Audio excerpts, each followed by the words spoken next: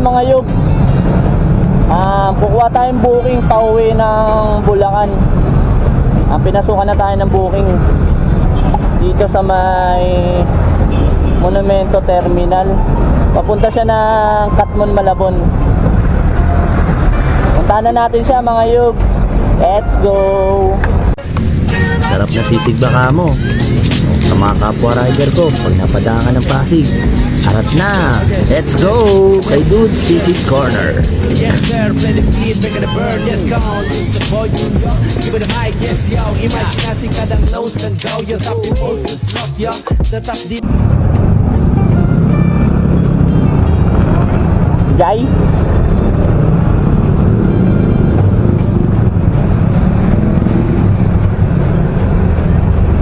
Shower cup, ma'am.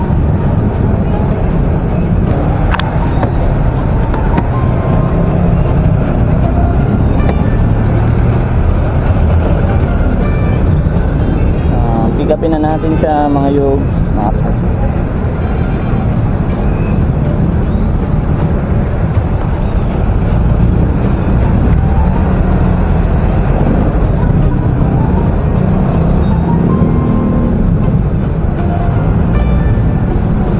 Kaalaman lang mga yugs, pag sasakay ang CS nyo, ilapat nyo yung kaliwang kamay nyo para makasakay Okay na, ng ma'am. maayos ang pasahero nyo.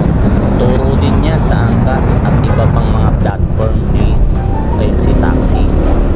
At yun na nga mga yugs, malapit na kami sa drop off ni Madam. Nakaset destination kasi ako, Bulacan. Binigyan tayo ng booking dito sa may Katmon, Malabon. Sakto na rin, pauwi na lang. Pauwi na din ng Bulacan.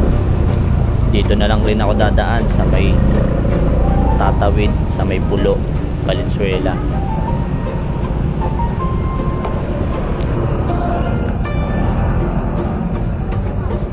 At nang bumaba na nga yung pasahero ko ay agad ko na nga chinek kung magkano babayaran niya.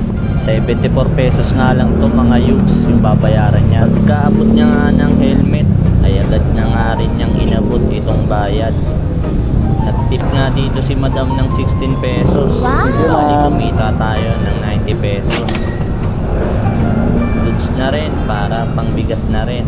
Ayos mga yugs. 74. Okay. May tip tayong 16. Let's go mga yugs. Uwi na tayo mga yugs.